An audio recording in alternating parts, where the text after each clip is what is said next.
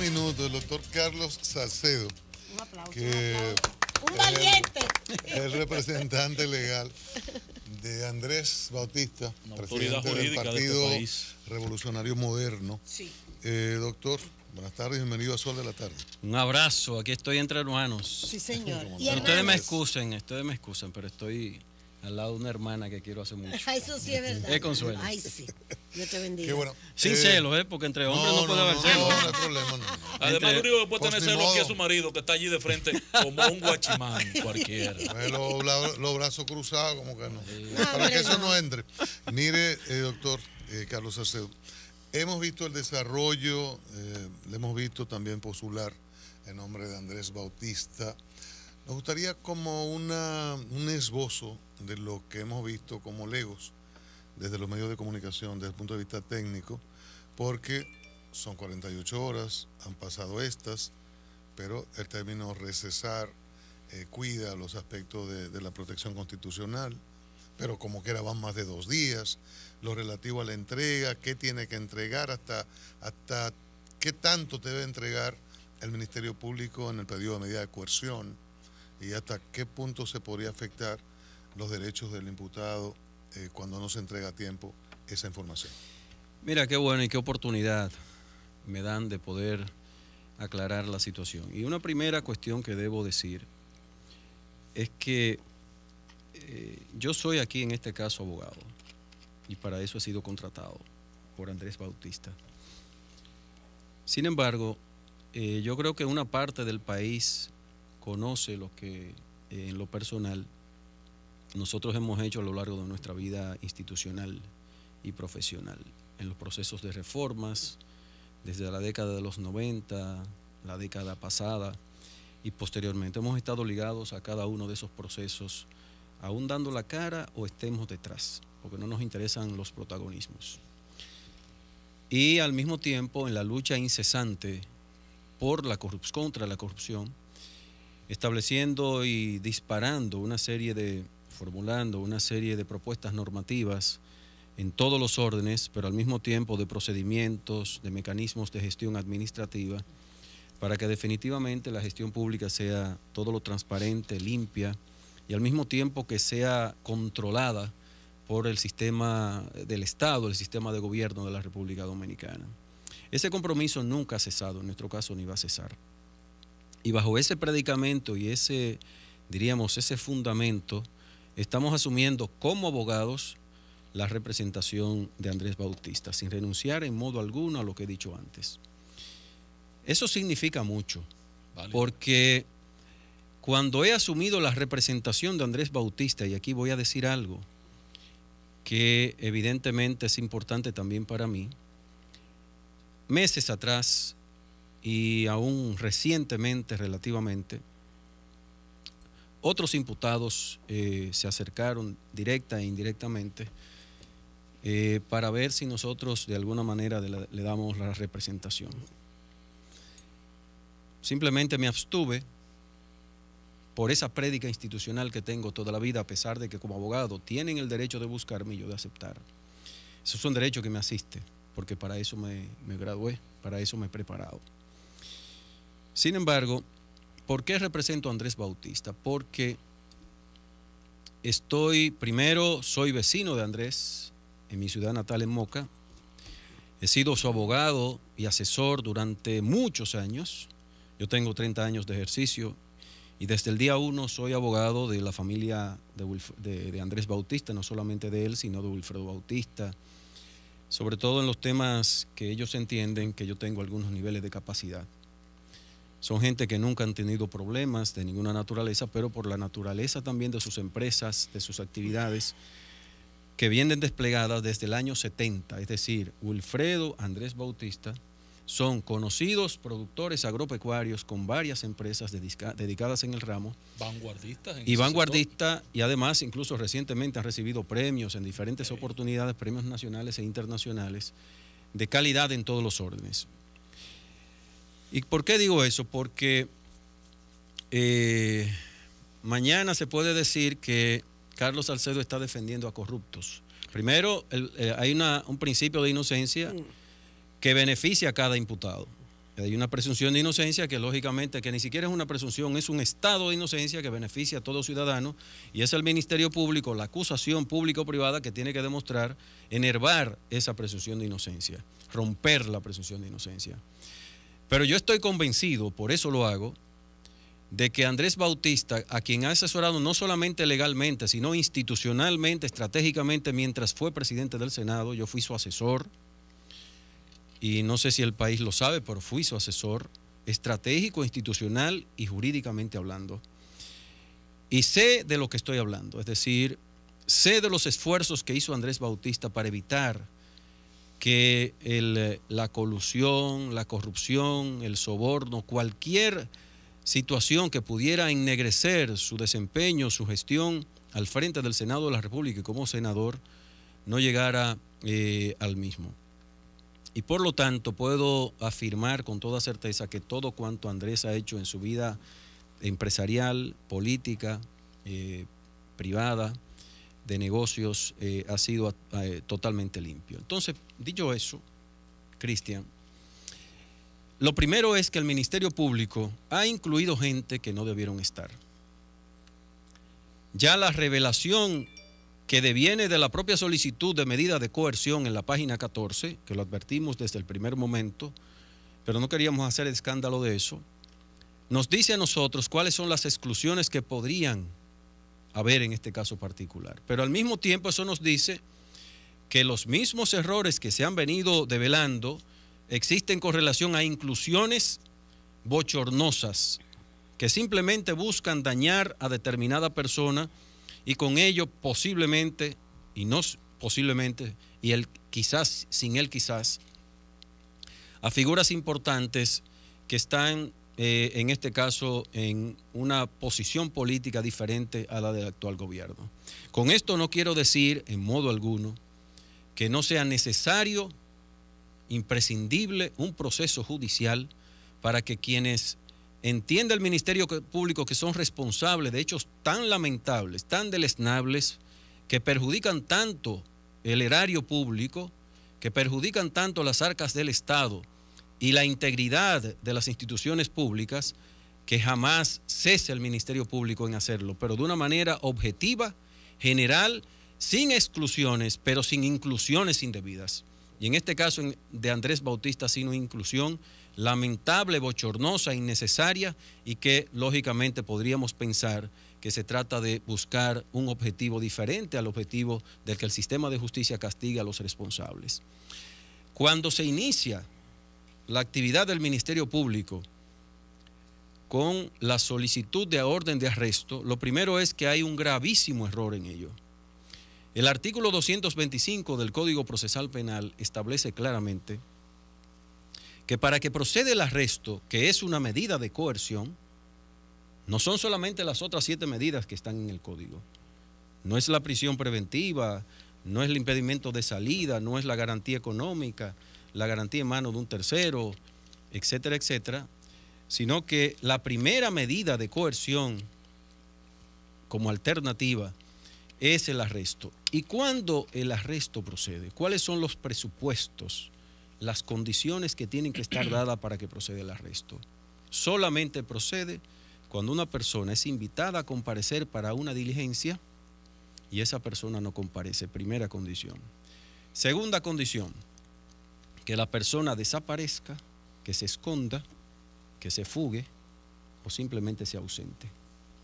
Eso lo establece claramente el Código Procesal Penal en el artículo 225. En este caso yo le pregunto a ustedes y al país, ¿cuándo a Andrés Bautista se le invitó para que compareciera a una medida de coerción? A él se le forzó, se le fue con un aparataje policial dirigido evidentemente por el Ministerio Público con autorización del juez de la instrucción especial para que esto innecesariamente realizado se produjera. Pero además, el Ministerio Público no le dijo al juez de la instrucción que previo a ese evento, Andrés Bautista García, como otros, comparecieron de manera libre, voluntaria, solícitos ante el llamado del procurador y del PETCA, la Procuraduría Especializada de Persecución de la Corrupción. engañó en este caso al juez y el juez evidentemente tomó una decisión inmotivada, infundada, que además ustedes habrán tenido la oportunidad de leerla.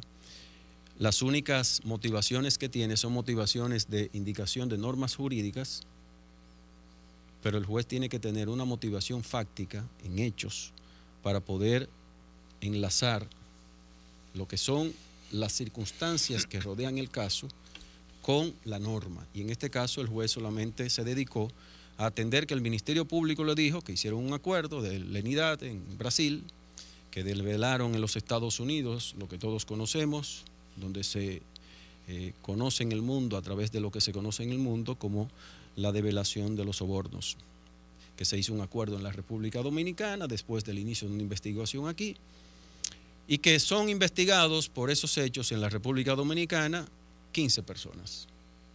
Eso es todo lo que dice la motivación de la sentencia. ¿Qué podría hacer el juez en ese contexto? Si el Ministerio Público le dice, mire, tengo estas delaciones que vienen del exterior, he interrogado a estas personas y concluyo en que incurrieron en sobornos, a aceptar sobornos, yo creo que están involucrados en lavado de activos, en enriquecimiento ilícito, etcétera, etcétera, etcétera. Entonces, le hace ese planteamiento al juez y, bueno, si usted lo quiere, que se lo arreste, ahí le va. Y creo que usualmente es casi rutinario, o en gran medida se da esto. Yo hablé. No es examinar todo ese material como que no tú has dicho lo que no dijo el juez ni lo que dijo el fiscal, lo que dijo la Procuraduría. Ajá. Tú dijiste dos cosas, que solamente esas dos cosas hubieran tenido una mínima motivación, porque no se necesita dar todos los elementos, sino elementos esenciales, notorios, que le pongan al juez en la cabeza. Yo no voy a analizar fondo de nada, simplemente, bueno, usted hizo interrogatorios, no lo dijo el Ministerio Público. Por eso digo que ocultó eso. Y en esos interrogatorios pude verificar, contrastándolos, varios interrogatorios con diferentes personas, más otros elementos que yo tenía aquí, que son estos documentos que me llegaron, sin ni siquiera anexárselo, indicándolos, que dan cuenta de que estas personas, que indico que son 15, están involucradas en esta red de sobornos. Como presidente del Senado, participó en esto, en esto y en esto. Eso es un párrafo. Participó en esto participó en esto. Pero en este caso, el juez no tuvo a la vista nada de eso. Entonces, por eso yo decía, y lo dije públicamente, que esta decisión, primero, es producto de una sabia y engañosa estratagema del Ministerio Público, y que al mismo tiempo el juez se dejó sorprender, lo que evidencia que en este caso se estaría corriendo demasiado rápido. Entonces, pero además, si usted pretendía una medida de coerción, y las medidas de coerción, no cualquiera, estamos hablando de una solicitud de 18 meses de prisión.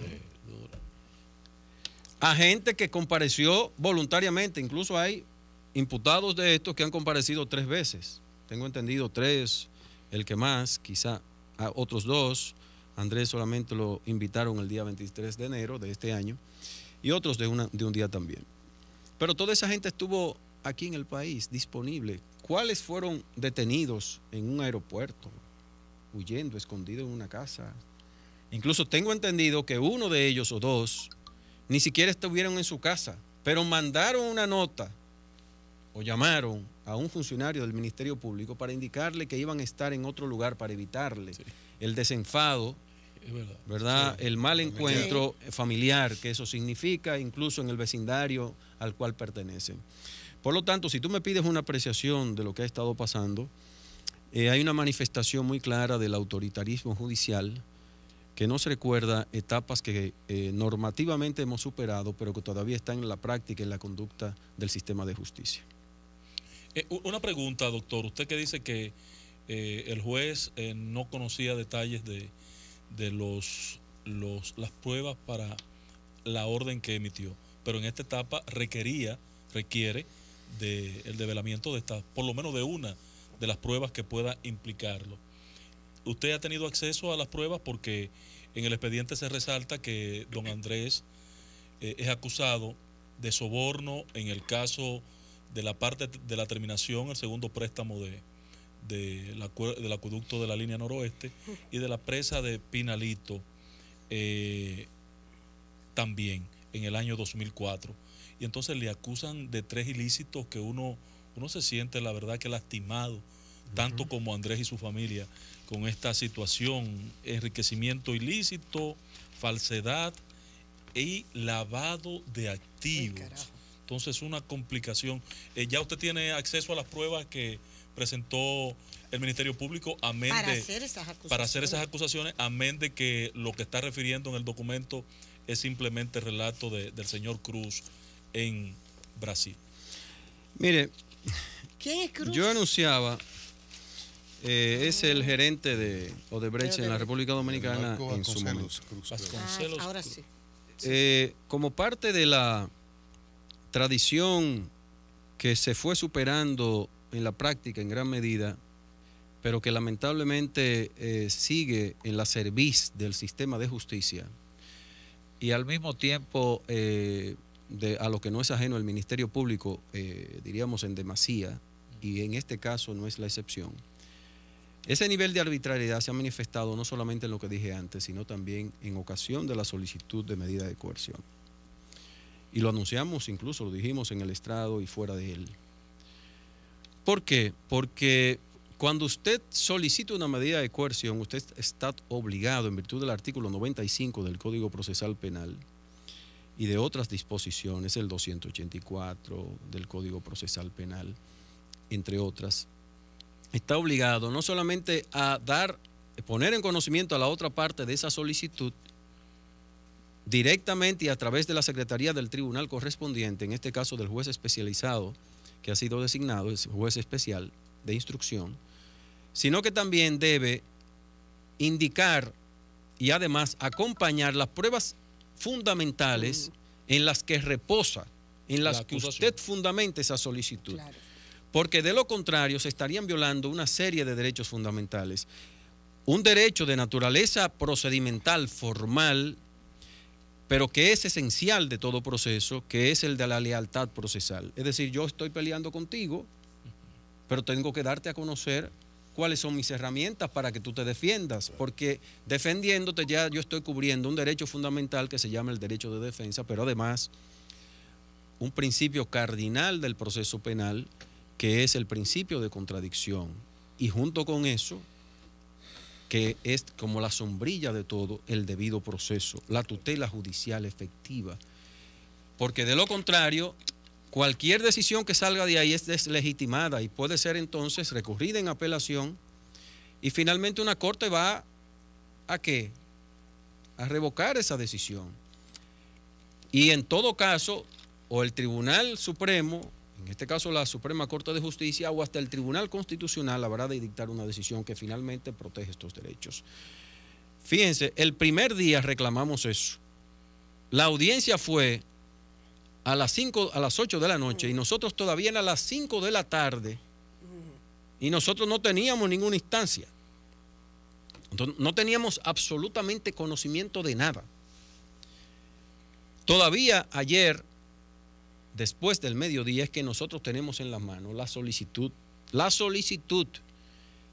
Y yo tenía personalmente 2 personas de mi oficina, 2 abogados de la oficina, mudados desde el lunes buscando la documentación y la instancia. Nunca la entregaron. Peor, ayer solicitamos que, como nos entregaron la instancia y no nos entregaron las pruebas, solicitamos por escrito que nos entregaran las pruebas. Como no nos las entregaron y dijeron que no, que tenían que esperar una orden, entonces solicitamos que nos emitieran una certificación de que no nos habían entregado las pruebas. También la negaron. Hoy, a esta hora, que son las 4:30, ¿verdad? Casi las 5 de la tarde. No, las 3:30. 3:45. Van a ser las 4. Van a ser las 4, sí. Sí. Pero da igual atrás que en la espalda. Sí, no es igual. No.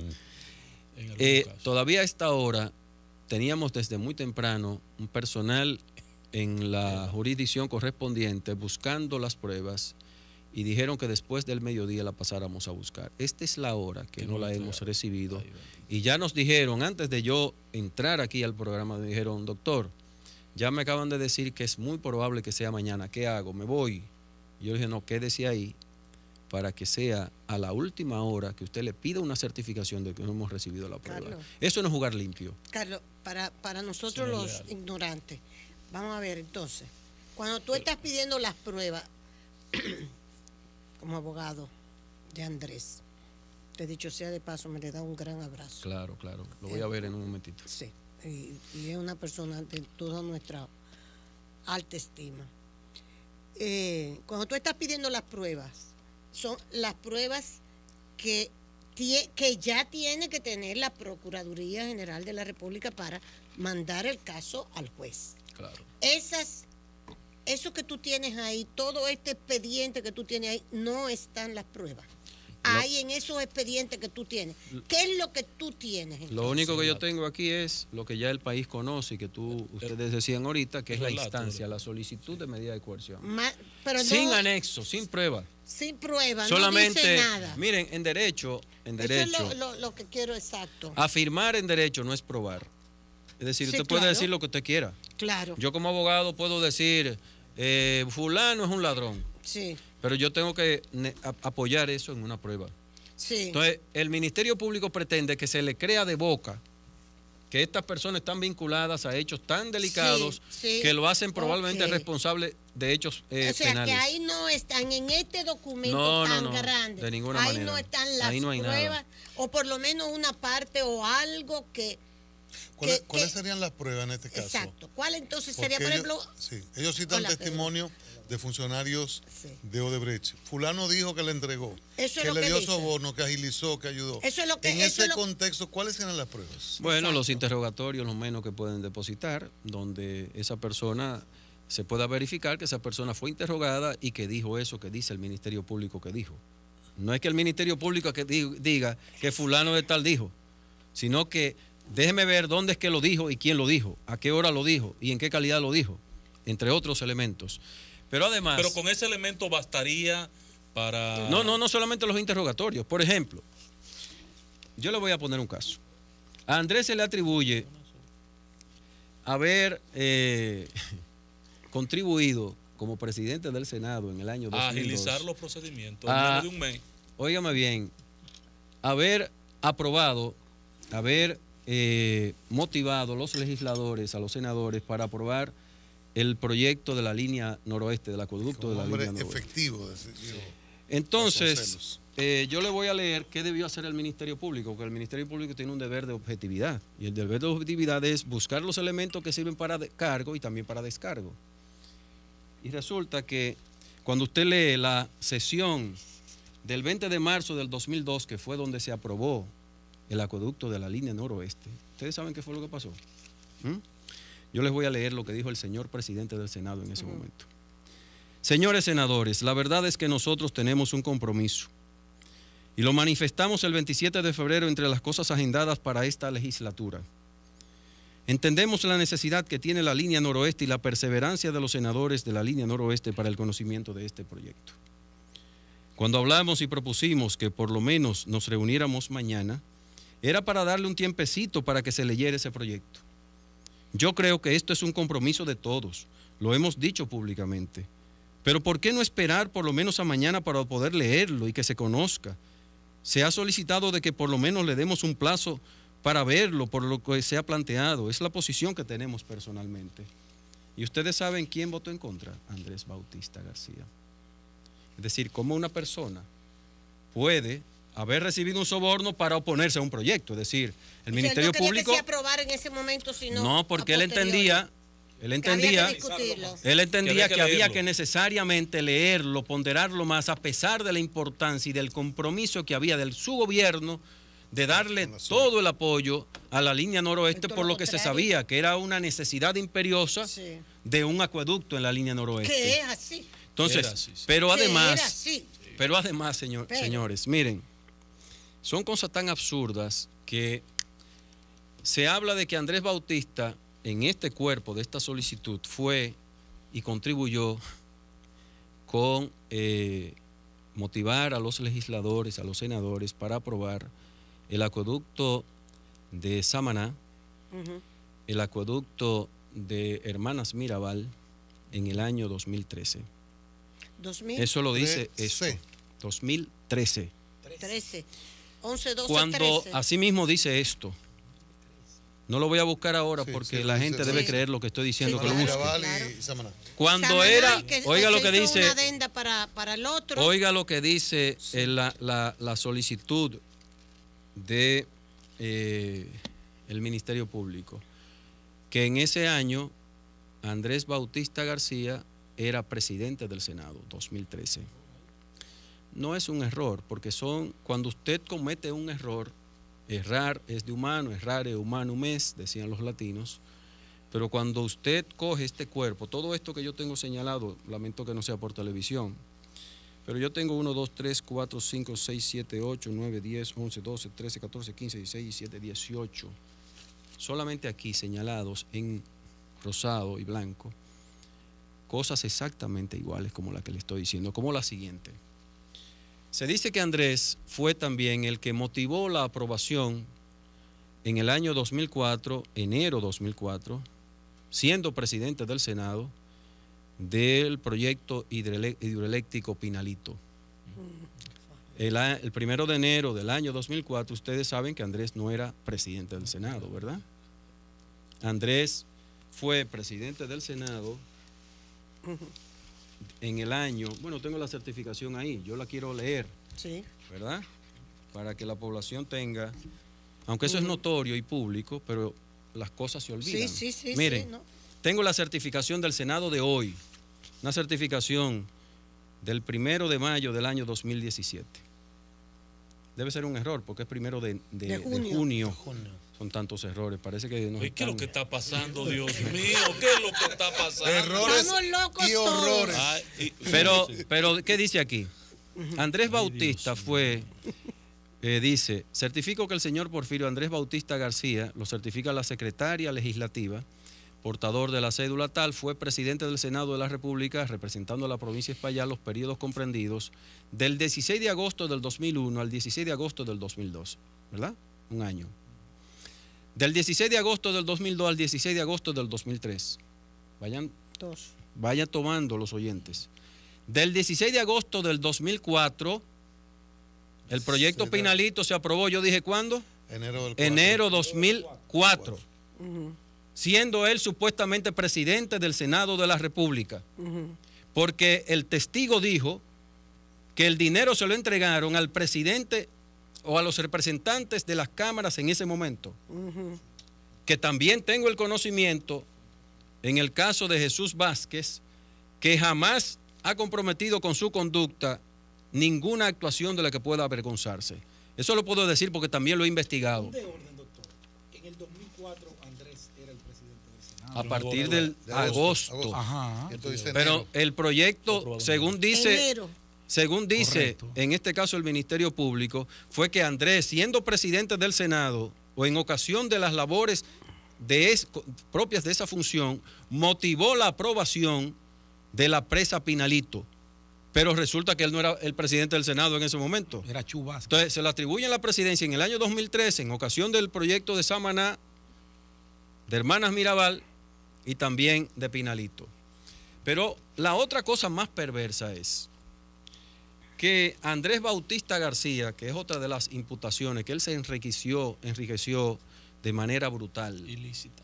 a partir del año 2003. Pero resulta, Del 94 al 3 le cuentan. dicen que al año 92 Andrés tenía 2 inmuebles.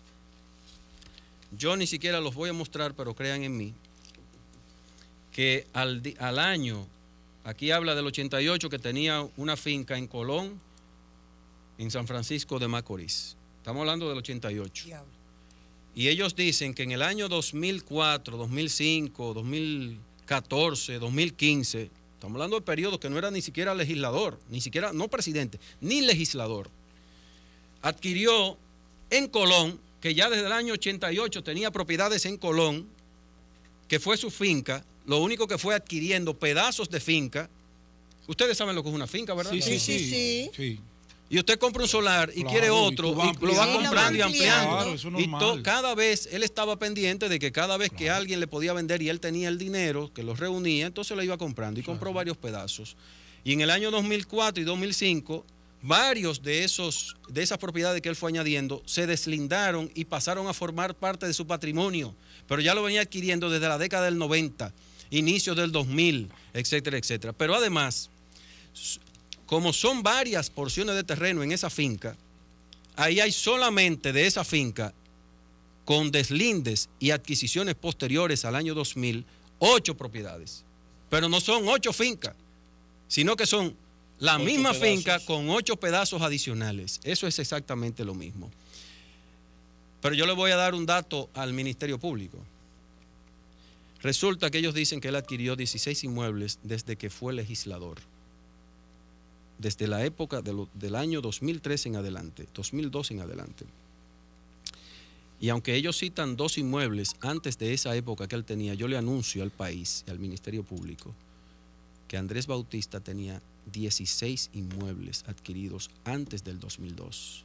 ¿Pero por qué no lo cita el Ministerio Público? Adquiridos con bienes que son el producto del trabajo desde la década del 70. El año 1970 comienza la actividad económica de Andrés Bautista, ligado a su hermano Wilfredo Bautista, con un trabajo que nadie se lo puede imaginar, de noche y de día, como ha sido el ejemplo de su familia.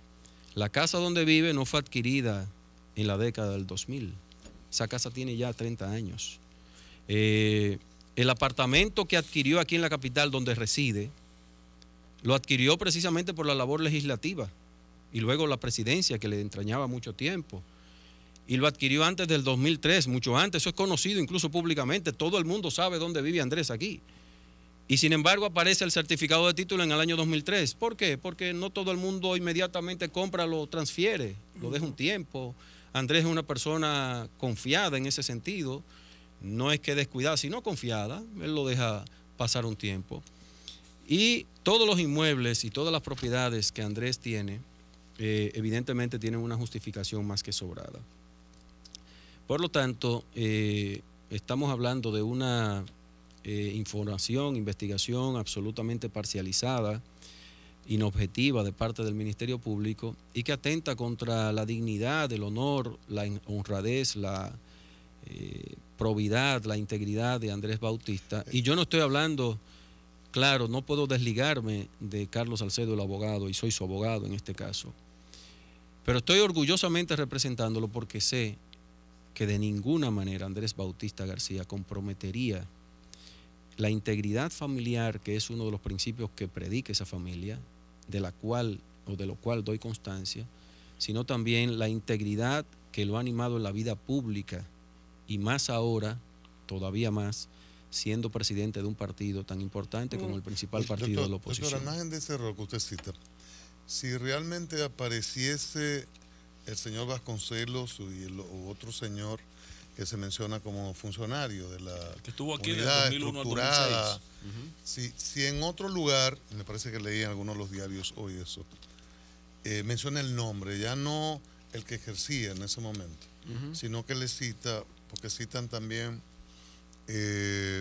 a Julio César, lo citan, citan a Tommy, y bueno, hay como unos detalles como que agilizaban, fulano era efectivo, le entregué, se comprometió, hizo, firmó, agitó. O sea, en el caso de que sean estos funcionarios brasileños y que estén en una declaración al Ministerio Público de Brasil y que el Ministerio Público local pueda entregar eso ya con certificado, ¿qué pasa en ese contexto? ¿Cómo se asume la defensa de su cliente Andrés Bautista en ese sentido? Porque son testimonios de gente que confesó que sobornaba y entonces que tiene una supuesta lista. Claro. O dice a través de quién hacía llegar dinero en el ámbito de República Dominicana. Mira, lo primero, Cristian, es que el Ministerio Público lo que afirma es que los testigos, en el caso particular de Néstor Xaviera Bayardi, y el segundo director también en la República Dominicana de Odebrecht, afirmaron que presentaron que entregaban supuestos sobornos al intermediario que ya el país conoce. Eso es el decir de ellos. y que esto era para entregarle a los presidentes de ambas cámaras, entre otros. No mencionan los nombres. Pero ustedes tienen que tener en cuenta lo siguiente. Primero, las declaraciones que ustedes buscan en el link de Lavallato, el link original, en 19.000 páginas, yo no he encontrado el nombre de Andrés nunca. Es decir, no está, búsquenlo, no lo van a encontrar. En todas esas declaraciones que ustedes dicen que el Ministerio Público aduce que ellos mencionan el nombre de Andrés, no existe. Esa es una inferencia deliberada que hace el Ministerio Público para imputar a Andrés Bautista un supuesto soborno pasivo, es decir, que recibió dinero como producto de eso. Y los documentos que llegaron de Brasil, Son señalados directamente apostillados esos documentos. El que nombre llegaron de de, Brasil. que me lo muestren. Por eso queremos ver el nombre de Andrés Bautista en los documentos que el Ministerio Público dice que tiene. Bueno, En los que yo tengo, que son el origen de los documentos que recibió el Ministerio Público, los que yo he visto no están. Primero. Segundo, quien declara está diciendo no que le entregó a Andrés Bautista, sino que le entregó a otra persona el dinero. para esa persona entregárselo supuestamente a Andrés. Lo primero es que Y a hay que otros, exacto. demostrarle a quien dice el Ministerio Público que le entregaron el dinero, que esos testigos le entregaron el dinero a esa persona. Lo que yo tengo entendido que se hacían, no entendido, eso está en todos los sitios, que habían unas estructuras corporativas offshore que funcionaban en coordinación con Odebrecht y personas que servían de intermediarios para eso. Lo primero es verificar quién es el titular de esas cuentas. ¿Es el intermediario que ellos dicen o es otra persona o hay más personas involucradas? ¿Dónde se quedaba ese dinero? ¿Dónde fue cuál es el destino de cada uno de esos fondos? Pero, Primero. Segundo, yo quiero que el Ministerio Público me pruebe a mí una sola de las transferencias o una sola de las entregas realizadas a Andrés Bautista. No la van a encontrar ni la hay. Pedro, ¿me permite? sí, sí, claro. Carlos. En derecho penal Sí. no es lo que tú quieras No, tiene que No, no, demostrar que no, ocurra. pruebas. Tiene Por que eso haber te quiero pruebas. hacer esta Claro. pregunta. Y no es cualquier prueba. Porque aquí estamos No, todo el mundo. documentada. Esto es una. No es cualquier prueba, es prueba al 100%. Así es. Sí, sí, sí. Usted no puede tampoco creer en el testimonio de alguien que está cubriendo a otro. Es la cosa, No. espérate. Ahora pero- vamos Yo para no sé allá. si están cubriendo a alguien. Pero todavía en esta etapa Delación del juicio, premiada. doctor, no se valida No, ahora no. la prueba, no se toma el valor de la prueba. Es en el juicio No, ni posterior siquiera se presenta. que se hace la valoración a la prueba. Sí, ahora No, yo quiero perdón, déjame hacerte una Ok. aseveración y una aclaración jurídica. Lo primero es que no es que se valora o se deja de valorar la prueba.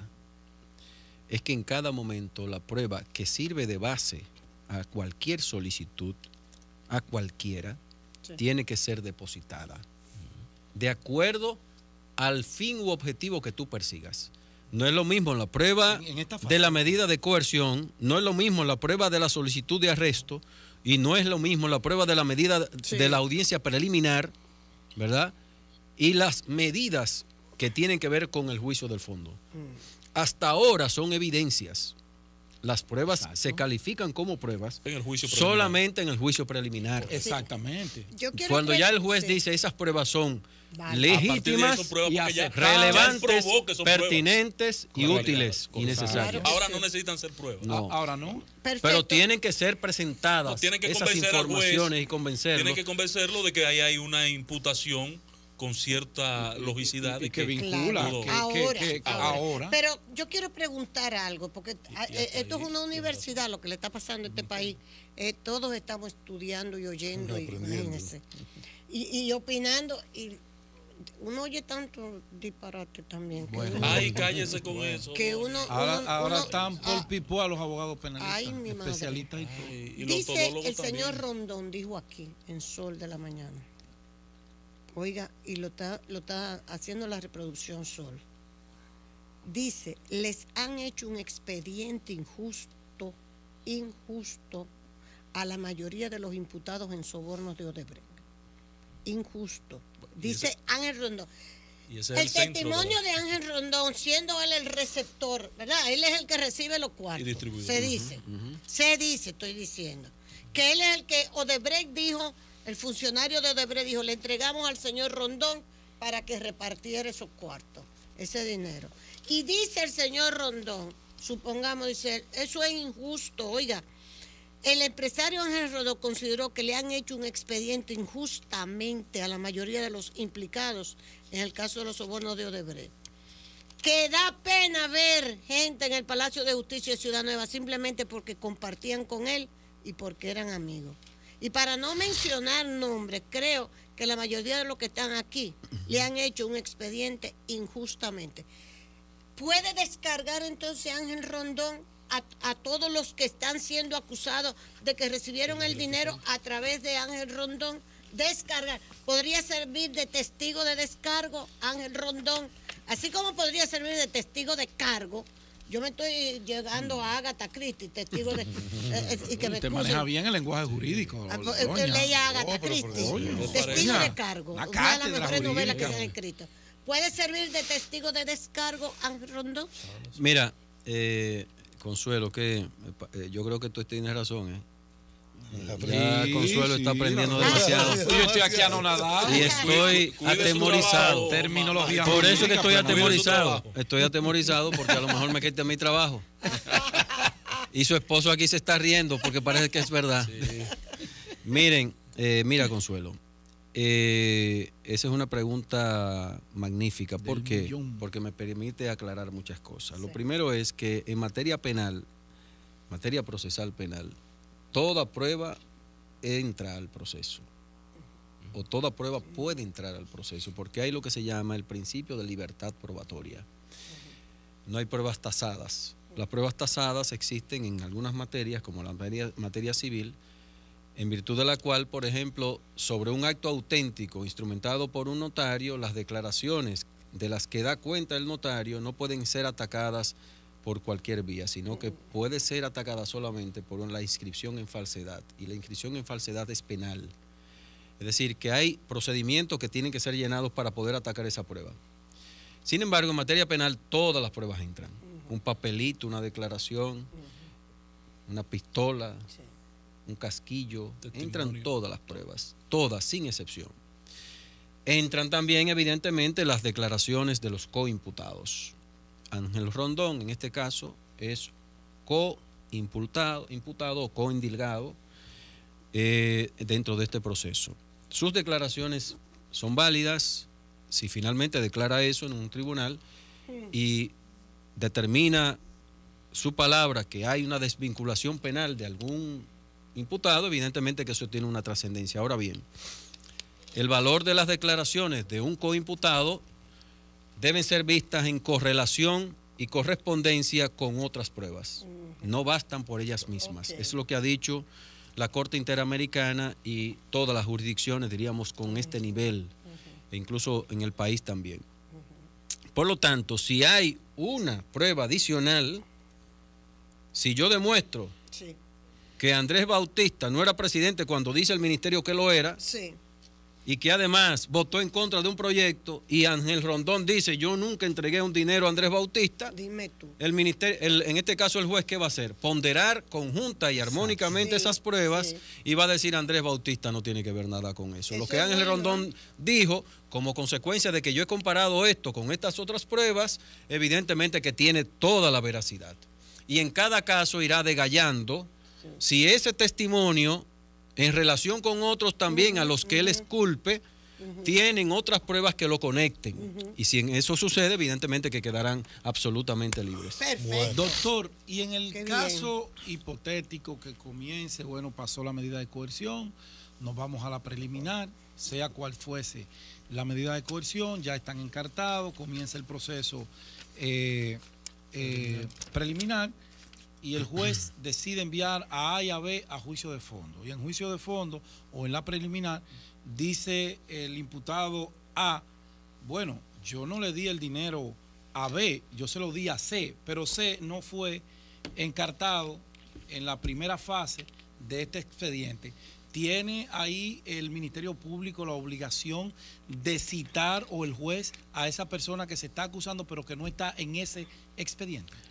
Tiene, en cualquier momento que detecta la existencia de un tipo penal, de una conducta de naturaleza penal, tiene la obligación de iniciar el proceso de investigación. Evidentemente que no se van a saltar las fases. Exacto. Si está en fase de juicio, esa persona no entra en fase de juicio, sino que inicia en la fase preliminar, en las investigaciones preliminares y luego en la fase preliminar propiamente dicha hasta llegar a la fase intermedia, que es la audiencia preliminar, y ahí se determinará la calidad probatoria y el objeto del juicio y se enviará efectivamente a juicio. Pero nadie es descartable de persecución. Si al momento en que se detecte, evidentemente todavía la acción no ha prescrito y no ha extinguido la acción por prescripción. Y le pregunto, ¿verdad? Porque estamos aprendiendo aquí, como dice doña Consuelo. Una hay muchas universidad. cosas que no se aprenden en la universidad, sino en el ejercicio y Claro. el seguimiento en el día a día de la jurisprudencia y de todo lo que va pasando en el mundo procesal. El testimonio que manda por escrito, la delación premiada, como está denominada, si llegamos a juicio de fondo con alguno de los imputados, porque alguno tendrá que llegar a juicio de fondo, ¿tendrán durante ese proceso los que sirvieron esta información que venir a República Dominicana para el juez confirmar ese testimonio, o con lo que tenemos supuestamente será válido para una posible condena de ellos? No necesariamente, porque muchos de ellos están cumpliendo condena. Correcto. Y esta prueba entra, diríamos, en una doble vertiente o por doble vía. Ya ha sido validado. Puede entrar como un símil de un anticipo de prueba. Es decir, la prueba anticipada está impedida en el proceso penal. Es decir, una persona que sea testigo no puede decir, mire, yo no voy al juicio, yo voy a declarar en un acto auténtico o bajo firma privada que yo conozco de ese caso, que a esa persona yo sé que le entregaron un dinero. No, eso no existe en proceso penal. Hay excepciones cuando hay una persona que está frente a una muerte inminente, que tiene un cáncer terminal o que va a coger Apolo 11, si estuviéramos en el año 69. O decidió hacer la en misión de marzo Marte. o decidió, hay muchos riesgos de que muera. Entonces, mire, yo me voy a esta misión, posiblemente tengo un 30%, un 20, un 50% de morir, yo quiero dejar este testimonio. Entonces ya él va donde el Ministerio Público, ¿cómo se hace esto? Y eso se llama prueba anticipada. Recoge eso frente al testimonio de sus abogados, defensores técnicos, quien da, en este caso, su avenencia y su bendición inteligente a eso. Esos son los casos. La segunda vía es que, tratándose de una prueba y el proceso penal es de prueba abierta, libre, toda prueba que venga, en este caso, de una jurisdicción internacional por colaboración internacional que está protegida por el Código Procesal Penal, evidentemente, como esa prueba entró legítimamente a un proceso del cual dio cuenta el sistema y la calificó como tal y fue válida para condena, evidentemente que esa prueba puede entrar. Sin embargo, no es prueba vinculante para el juez. Porque la prueba puede ser contestada, en este caso, en su contenido. Cuando se logra verificar que hay contradicciones de una prueba con las demás, en el conjunto probatorio, se logra demostrar que hay incoherencias. Por ejemplo, para nadie es un secreto que Joao Santana, Mónica Moura han declarado Marcelo Odebrecht y una serie de personas. Sin embargo, ya nosotros hemos visto, sin entrar a ningún juicio en República Dominicana, cómo hay contradicciones en sus propias declaraciones. Moura ha dicho una cosa ahora, dijo otra hace un año, dijo otra hace año y medio.